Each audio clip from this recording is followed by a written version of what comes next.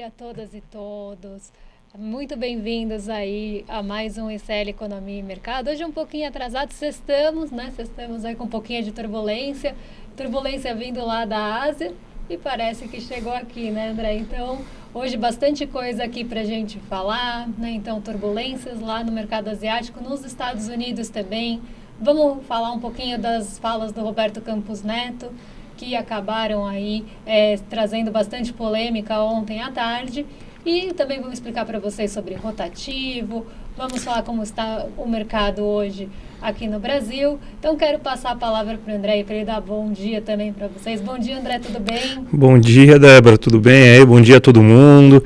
Manhã turbulenta, né? Para quem está acompanhando já sabe que acabou a luz aqui no nosso estúdio, então estamos hoje improvisados, mas estamos aqui justamente para falar aqui com vocês, para explicar o que aconteceu no mundo, como que fechou o mercado asiático, o que está acontecendo no mercado americano, o reflexo disso aqui na nossa Bolsa de Valores, as falas do Bob Fields, que se ele não fala durante o dia, né, não é um programa aqui do mercado dos investimentos, e também vamos falar de rotativos, do crédito rotativo e também do consignado. Bastante coisa para a gente falar aí durante esse momento aí, Débora. Então vamos abrir já falando agora da Ásia, inclusive com notícia do nosso site aqui, para a gente já ilustrar isso?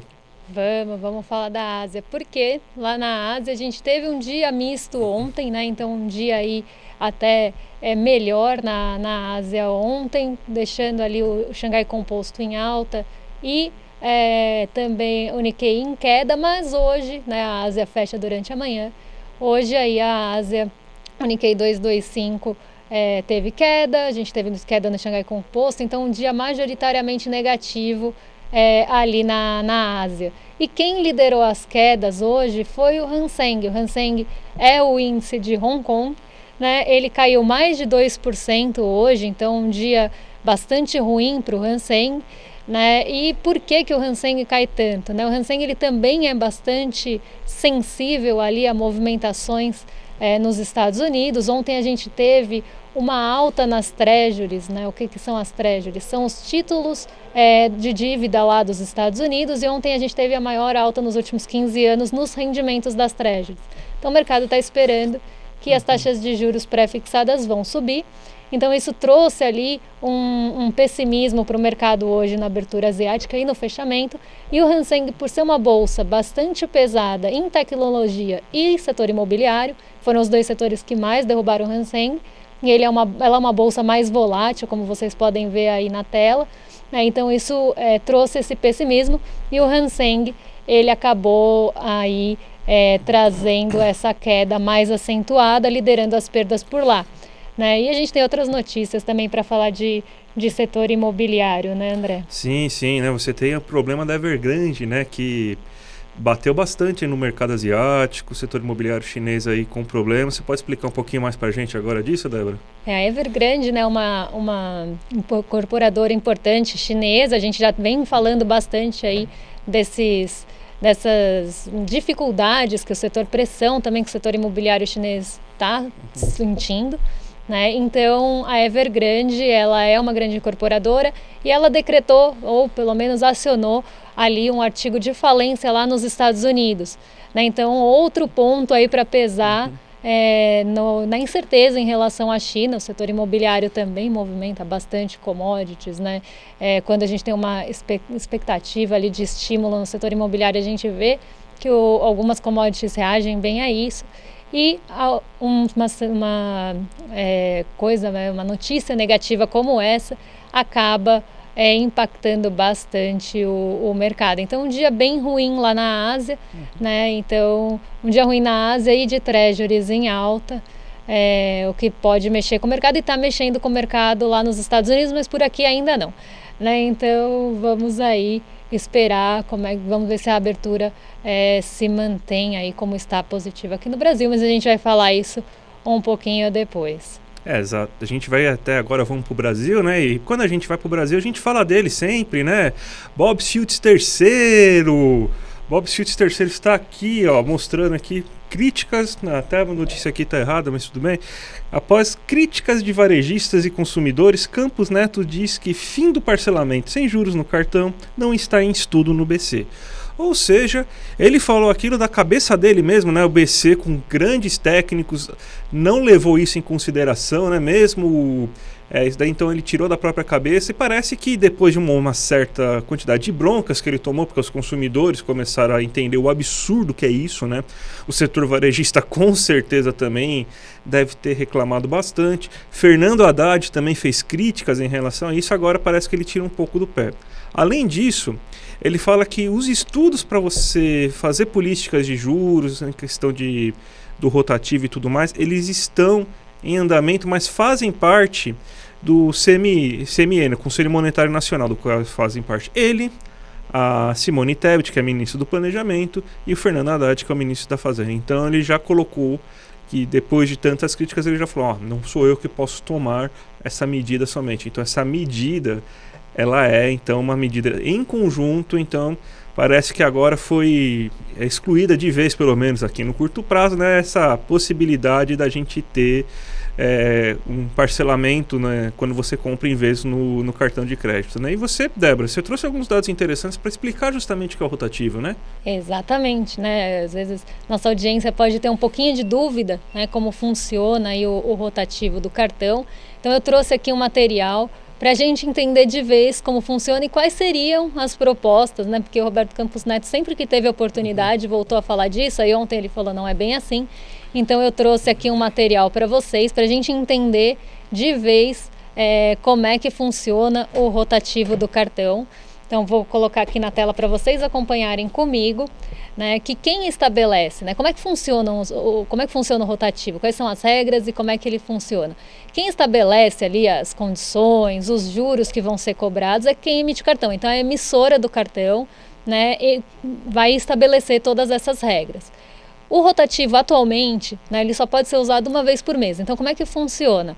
Né, você parcela a sua fatura, e normalmente, né, quem pensa em rotativo pensa naquele mínimo, né, pagamento do mínimo, mas pode ser qualquer valor que não seja o valor integral da fatura. Então chegou ali uma fatura, vamos supor, aí de R$3.000, você não paga os R$3.000, ou você paga o mínimo, que é ali 15% da fatura, ou você paga um valor menor que R$3.000 e parcela o restante.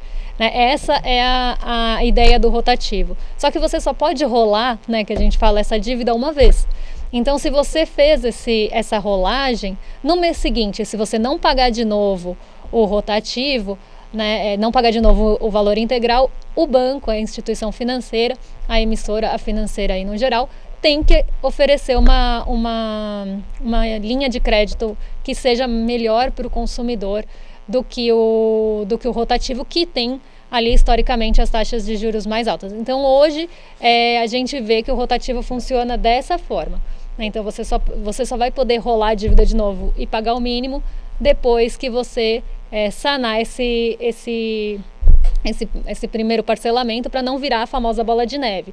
Aqui eu separei para vocês no ranking do Banco Central, né, eu separei do maior para o menor não à toa. Né, no ranking do Banco Central, a gente tem as maiores taxas de juros cobradas ao mês e ao ano, né, e quem é a instituição financeira. A média do Brasil é 430% ao ano, 13% ao mês. Tá? Então aí vocês veem que tem uma distorção, uma disparidade aí bem grande entre os primeiros colocados, né, André? A gente vê aí banco cobrando 1000% de juros, que horror, né? Não, é um absurdo, né? A gente tem, então, até que mudou agora a questão dos empréstimos do consignado, né? Que agora está sendo cobrado 1,91%, né?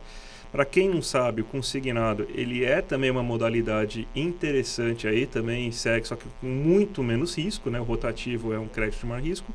O consignado, ele tem bem menos risco, né? Então você tem que agora o limite que o INSS está permitindo para de cobrança ao mês é de 1,91% ao mês, ou seja, ainda é caro. E caiu 0,06 somente, né, Débora? Exatamente, era 1,97, foi para 1,91 e a Febraban ontem chiou bastante, viu? Eles falaram que foi antes da reunião com eles, que não deveria ter tomado essa medida sem consultas ali com a Febraban. A Febraban, ela reúne ali os bancos, né? É uma instituição que reúne os bancos ali, normalmente defende o interesse dos bancos, e ficou muito chateada aí com essa queda de 0,06%, como se fosse mudar muito no risco, ali no custo dos créditos, de um crédito que cai se a pessoa recebe ali o INSS e já é descontado na fonte. E aí eu separei aqui quais que eram aquelas propostas do rotativo, né? E qual foi a repercussão que teve disso na Febraban e no varejo, né? Então aqui essas duas citações que vocês estão vendo aqui embaixo de uma entrevista que foi concedida ao G1, tá? Então a Ibevar, que é ali instituição do varejo, e a Febraban dos bancos, respondendo aí qual seria aquela proposta inicial que tanto foi falada, né? Que os juros seriam limitados a 9% ao mês, então daria aí uns 181% ao ano, hoje está em 430%, mas em contrapartida, e aí que foi que o Roberto Campos Neto deu a maior bola fora, em contrapartida ele queria gerar um desincentivo, que poderia ser uma taxa ainda não definida, algo assim, um desincentivo para que as pessoas não parcelassem tanto no cartão, ali em 24 vezes, 12 vezes sem juros. Então ele queria cobrar um pouquinho de taxa ali para desincentivar mesmo esse parcelamento, porque o que ele defendeu? Que as pessoas quase dobraram o número de cartões e que elas não estão conseguindo pagar as faturas porque elas parcelam, e as parcelas viram também uma bola de neve. E aí, primeiro ponto é que a Febraban falou que no Brasil 75% das compras são feitas no parcelado sem juros, então isso seria uma catástrofe, e o varejo depende do parcelado sem juros para sustentar as vendas. Então, assim, isso seria no Brasil, que a gente tem essa cultura do parcelamento sem juros, que a gente precisa muitas vezes desse parcelamento sem juros para conseguir comprar algum bem aqui, né? A gente vê que isso caiu muito mal. E por isso que eu acho que agora ele deu o passo para trás. Não é bem assim, precisa ser aprovado no CMN, não é o Banco Central é só um voto, que seria o dele. Então, assim, ele voltou bem atrás, André. Então, aqui a gente vê pelo menos o que estava sendo falado até ontem, ali, meio-dia, ele estava ainda falando um pouco sobre isso. Ele conseguiu tomar bronca da Febraban, né? A Federação Brasileira dos Bancos. Então ele conseguiu algo, ainda mais uma pessoa muito pró-mercado, ele conseguiu algo inexplicável, né? Conseguiu tomar uma bronca dos banqueiros, sendo que ele é o principal banqueiro. Então parabéns aí, Bob Schultz III, que conseguiu desagradar até os banqueiros aí nessa brincadeira, né? E como que estão os mercados aí brasileiros, né? Depois de falas do Campos Neto, essa queda aí do consignado que vai fazer com que o avião lá da tia Leila fique um pouco mais caro, mas não traz um volante. Então como que está toda essa situação e como que o mercado está impactando nisso? Olha, hoje o mercado, né, vamos dar um giro aqui de como está o mercado em relação ao mundo, né? A nossa bolsa, o mercado ficou bem estável hoje, tá? Então a gente vê ali o Xangai Composto caindo bastante, o Nikkei 225 caindo, né? O DXY, que é o que mede o dólar em relação aos seus pares, é um índice que mede o dólar em relação aos seus pares, está bem estável, nem sobe nem desce. O petróleo Brent está subindo um pouquinho, o que explica um pouco ali da Petrobras ter começado o dia em alta. A Nasdaq está caindo mais um dia, perto do 1%, ontem ela fechou numa queda acima de 1%, o S&P está caindo um pouco menos porque é menos sensível a juros. A Nasdaq, ela tem mais, é uma bolsa de tecnologia, ela tem mais essa sensibilidade, mas o Ibovespa, como a gente vê aí na tela, está na contramão desde a abertura. Então, está em alta aí de 0,32%, a última cotação que a gente tem, lembrando sempre que tem um pouquinho de delay em relação ao tempo real, é de 115 mil pontos. Então, o Ibovespa hoje está na contramão do mercado. E tinha até, André, que você falou aí do consignado, uma expectativa que os bancos caíssem hoje, porque a expectativa era que isso puxasse o setor financeiro, que já está meio fragilizado por conta dos Estados Unidos, né, as incertezas que tem por lá. A gente esperava que o movimento fosse negativo, mas o setor contrariou, o setor financeiro abriu em alta hoje. Mas quem está puxando aqui nossa bolsa para cima, pelo menos aí até o momento, é o índice de consumo, né, que tá ali o varejo também, né, tá as empresas mais ligadas ao consumo, muito ligada aqui ao setor doméstico. Hoje ele sobe 0,71% aí, contrariando também as expectativas. Hoje o Ibovespa está nadando contra a maré e ele está subindo e puxando aí o Ibovespa para cima, isso porque a gente teve um arrefecimento nas expectativas dos juros, um pouco ali diminuindo aquela tensão que tinha que foi trazida depois da ata do Fed. Então a gente viu que isso teve uma diminuição e acabou aí estabilizando um pouco dos juros por aqui. E falando em juros, né, falando em Banco Central, falando em tudo isso, a gente teve uma declaração bem controversa aí lá do candidato da Argentina, né, André? Javier Milei, né, o nosso ANCAP emo dos anos 2000 aí, que conseguiu liderar aqui as prévias da Argentina, né? Ele é uma figura bem, vamos chamar de controvérsia no começo, né? Porque é até pior, né? Mas ele fez algumas declarações aí numa entrevista aí nessa semana, falando, por exemplo, que ele não quer mais assuntos com o Mercosul, porque só tem presidente socialista. Ele quer acabar com o comércio com a China. Ele quer acabar com o Banco Central. Ele quer dolarizar a economia. Então, medidas assim, vamos dizer assim, polêmicas pelo menos, né? Polêmicas. Mas vamos explicar da onde que tá saindo da onde sai essa cabecinha aí tão especial aí que consegue dar essas ideias tão geniais para todo mundo. Ele é um seguidor da famosa escola austríaca, né? Que eu chamo o meu querido São Bernardo Futebol Clube, é um time pequeno lá que ninguém liga. Então a escola austríaca é basicamente o São Bernardo Futebol Clube das ciências econômicas, né? Ninguém liga, mas um cara com dinheiro começou a gostar dessas ideias, começou a disseminar essas ideias pelo mundo. E aí agora ela está fazendo sucesso. Então o pessoal está começando a gostar dessa situação. Eles são autores que eles confiam plenamente, piamente no mercado. E basicamente em mais nada. Inclusive eles querem que não exista governo, né? Então o governo ele não deve funcionar nem para nada. Você consegue a partir de contratos privados, inclusive isso em segurança pública, em justiça, ou seja, você contrata aquele juiz que melhor consegue te levar para aquele caso, que consegue resolver melhor aquele caso lá quando você está precisando. Então você contrata inclusive a justiça. Então é nesse nível de loucura que a gente tem essa situação. Então ele acredita basicamente que moeda não serve para nada. Ele acredita que os mercados são perfeitos. Eu dei aula de economia austríaca no último semestre lá na minha turma lá da faculdade particular que eu dou aula. Eu cheguei à conclusão que basicamente a economia austríaca ela inventou o livro do coach. Porque basicamente eles falam assim que não, você precisa o agente econômico ele é um empreendedor em si, ele nasce com a visão empreendedora, tudo que assim, ele é um empresário nato, só basta querer, e quando alguma coisa der errado, óbvio, a culpa é do governo. Então, a gente tem essa visão econômica de mundo, e, inclusive eles falam que a moeda é a pior agarra do mundo, que faz com que o Estado seja necessário. Então, um dos sonhos dele é justamente se livrar da moeda. Então, faz sentido ele acabar com o Banco Central e falar, pelo menos a gente pega uma moeda mais forte, a gente não precisa ligar para a moeda, né? Para quem vê, ele quer acabar com saúde, educação e tudo mais. Então, é esse aí o destino que os nossos irmãos estão pagando, sei lá, se é uma dívida depois de eles ganharem a Copa do Mundo, né? Então, eles têm que sofrer justamente com um tipo de pessoa como essa. Mas é isso que os espera caso ele acabe ganhando. Então, boa sorte, argentinos. Eu gosto tanto de Buenos Aires. Eu não quero um desejo desse para eles, gente. Eu também gosto muito de lá. E como diria aí, candidato do Novo, que tristeza, né, gente? É muito triste o que está acontecendo aí na Argentina. E ver um candidato desse com essa proporção. A gente viu isso acontecer no Brasil também. A gente não entende, né? Como é que chega a esse ponto? Uma pessoa viralizou aquele vídeo dele riscando os ministérios, né? Riscou todos. Nada servia para nada. Saúde, fora, né? Poeira, sei lá como é que era. Mas eu vi esse vídeo e fiquei horrorizada, né? É realmente a cara da ultradireita mesmo, né? A cara mesmo, né? Enfim. O Paulo Guedes é quase um marxista perto dele, né? Essa aqui é loucura.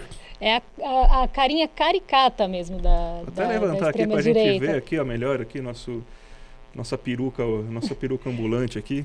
No vídeo ele tá até com o cabelo todo bagunçado. Eu acho que é realmente é uma coisa bem caricata mesmo, na minha opinião. Exatamente. Mas, enfim, a gente espera aí que não vá para frente esse candidato, viu? Sinceramente. Sextou então, Débora? Sextamos. Então, eu queria agradecer a presença de todo mundo aqui, que mesmo com essa enormidade de problemas técnicos que teve hoje no ICL, falta de luz e tudo mais, estúdio improvisado, agradecer hoje, acima de tudo, a equipe, que, você não sabe o que essa equipe correu, a gente preparando o programa, os caras subindo e descendo escada, fazendo uma loucura, arrumando o microfone, luz piscando, volta tudo. Hoje aí dedicamos aos nossos heróis aí da equipe técnica e os diretores, todo mundo lá, parabéns aí, que hoje vocês merecem um sextou brilhante hoje, gente. Então, Débora...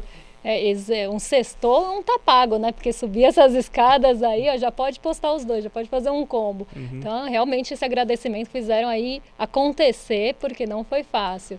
E agradecer vocês também que ficaram aqui com a gente em meio a todas essas intempéries aí, todas essas oscilações que a gente teve. Agradecer muito aí a audiência fiel do ICL. E na segunda-feira estamos de volta aí com mais ICL Economia e ICL Mercado e Investimentos. E também lembrar vocês que tem um replay aí da aula de ontem, que foi incrível. Foi uma aula muito legal, muitas dúvidas sanadas, uma aula bem esclarecedora aí na parte de mercado. Então vai ter o replay, assistam aí, para quem não assistiu, muita gente eu sei que já assistiu, mas quem não assistiu, assista que está imperdível. Perfeito, gente. Então, um bom fim de semana a todo mundo e até segunda-feira.